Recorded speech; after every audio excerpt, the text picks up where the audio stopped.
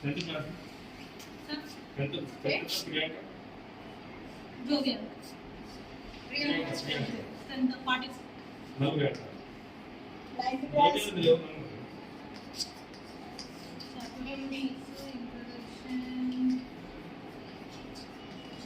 हिंदी व्याकरण 9th class Hindi व्याकरण। आज हम सरल वाक्य,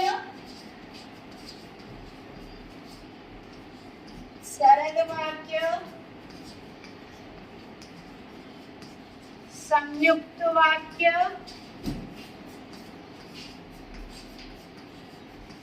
मिश्रित वाक्य के विवरण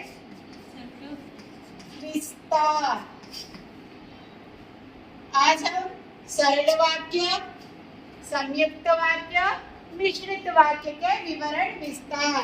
सरल वाक्य किसे कहते हैं?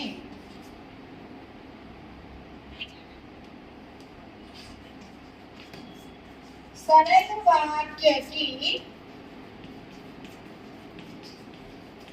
परिभाषा, सरल वाक्य की परिभाषा। ये वाक्य, ये అంటే ఈ, ये वाक्य स्वतंत्र रूप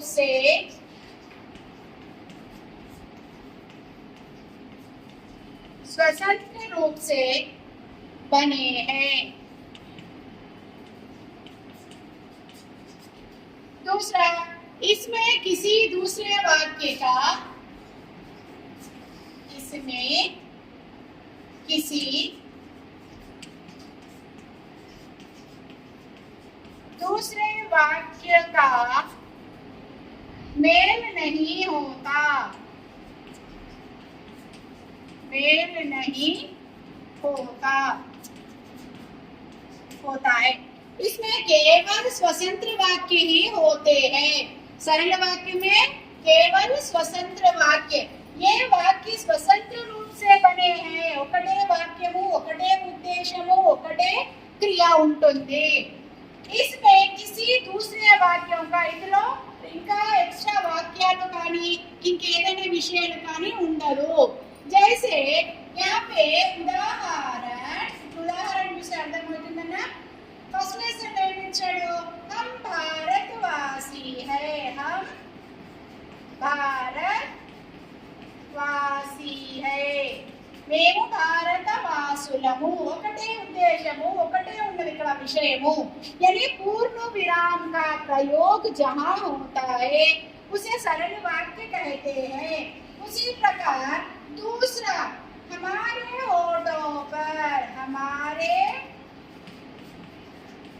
होठों पर सच्चाई रहती है। हमारे होठों पर ఎప్పుడు కూడా మా పెదాలపై నిజమే ఉంటుంది। ఇది ఒక వాక్యం। ये वाक्य का उद्देश्य क्या है? ఈ వాక్యం యొక్క ఉద్దేశం ఏంటి? ఎప్పుడు మేము నిజంగా నిజాయితీనే ఆచరిస్తాము, సత్యాన్నే పలుకుతాము అని ఇక్కడ ఉద్దేశం। ఇక్కడ ఉద్దేశం ఏంటి? हम भारत के वासी, हमारा उद्देश्य क्या है? भारत में रहना। तीसरा उदाहरण, सरल वाक्य का उदाहरण, हमारे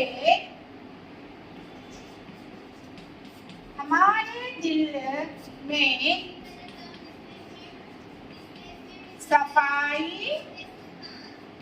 रहती है। ఇక్కడ పూర్ణ విరామ్, సెకండ్ థర్డ్ క్వశ్చన్ సెంటెన్స్ ఏముంది?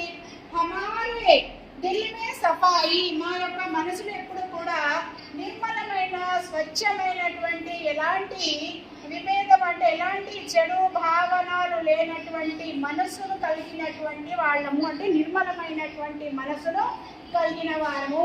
ఎదుటి వారి పట్ల ఈర్ష్యాభావం లేనటువంటి మనసును సఫాయి అంటారు। ये हो गए सरल वाक्य। नेक्स्ट है, सरल वाक्य हो गया और संयुक्त वाक्य। ఇప్పుడు ఏం చెప్పుకుంటున్నాం మనం? సంయుక్త वाक्य। संयुक्त वाक्य। संयुक्त वाक्य की परिभाषा, विवरण विस्तार। संयुक्त विवरण विस्तार क्या है? इन वाक्यों में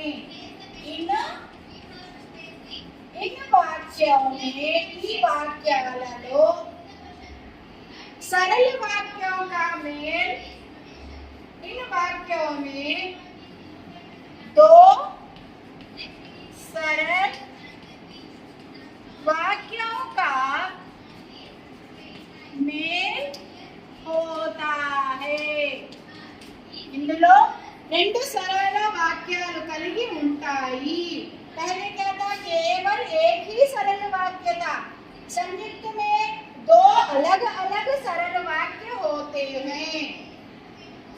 वे इन वाक्यों में दो सरल वाक्यों का मेल होता है।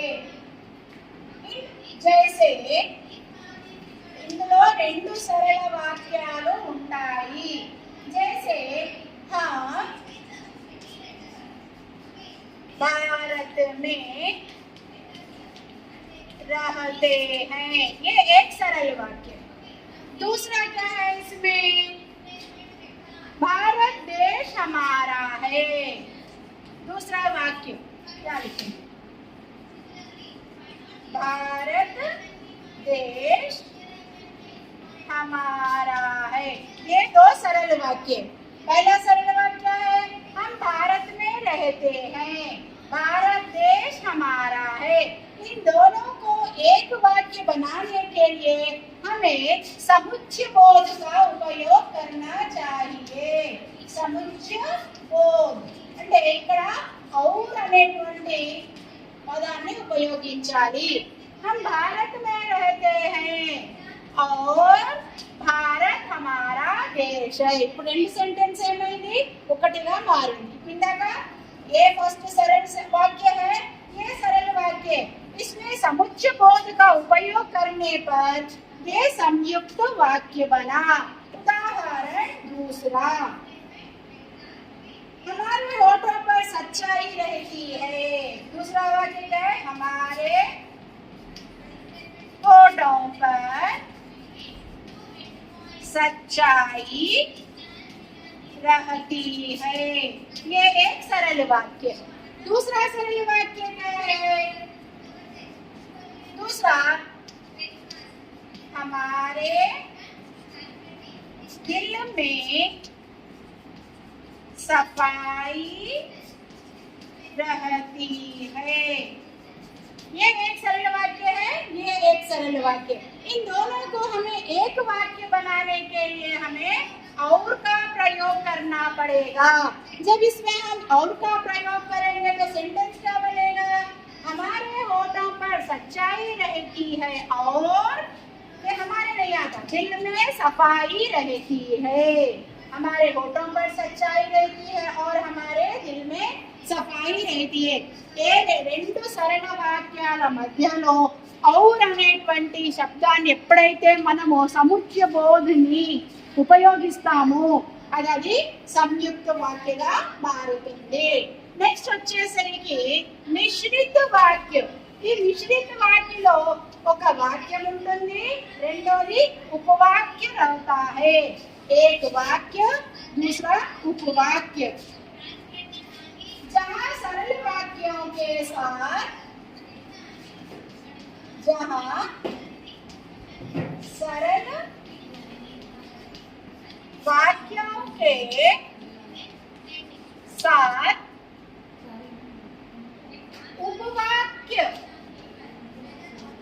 उपवाक्य का मेल हो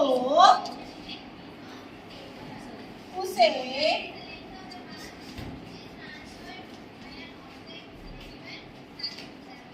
मिश्रित वाक्य कहते हैं। उसे हम मिश्रित वाक्य कहते हैं। मिश्रित वाक्य कहते हैं जहाँ सरल वाक्य, ఇందులో ఒక సరళ వాక్యం ఉంటుంది, రెండోది ఉపవాక్యం ఉంటుంది। जैसे एग्जाम्पल